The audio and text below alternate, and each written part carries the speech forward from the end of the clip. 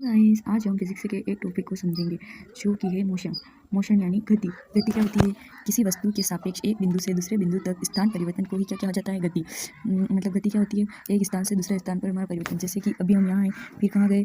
यहाँ। तो इसे क्या कहेंगे? यहाँ से यहाँ आने को क्या कहा जाएगा? गति। लेकिन वो गति कब पता चलेगी हमें? जब हम किसी और वस्तु के सापेक्ष, मतलब समझ लो यहाँ पे एक पेड़ है, हम यहाँ से यहाँ आ गए तो पेड़ तो पीछे रह गया, इसी को क्या कहा जाता है? गति। ठीक है, मतलब किसी वस्तु के सापेक्ष एक बिंदु से दूसरे बिंदु तक स्थान परिवर्तन को ही गति कहते हैं। उसके बाद दूसरा है दूरी। दूरी यानी डिस्टेंस। डिस्टेंस किसे कहते हैं? किसी बिंदु ए से बी तक पथ के सापेक्ष तक किया गया परिवर्तन ही क्या कहलाता है? हुआ परिवर्तन ही क्या होता है? दूरी कहलाता है। मतलब मान लो हम अभी यहाँ थे, फिर हमें यहाँ पहुँचना है, तो हम मान लो ये रास्ता कैसे भी हो सकता है? पथ के सापेक्ष। मतलब कि किसी का घर यहाँ है, हमें यहाँ से इस घर पे जाना है, तो वो ऐसे कुछ ऐसे गया यहाँ से, इसे क्या कहा जाता है? दूरी। मान लो वो रास्ता ऐसे भी हो सकता है, वो ऐसे भी हो सकता है, इसे क्या कहा जाता है? दूरी। उसके बाद विस्थापन। विस्थापन किसे कहते हैं? किसी बिंदु ए व बी के बीच की न्यूनतम दूरी को ही विस्थापन कहा जाता है। न्यूनतम दूरी कैसे होगा? मतलब यहाँ तो ऐसे घूम फिर के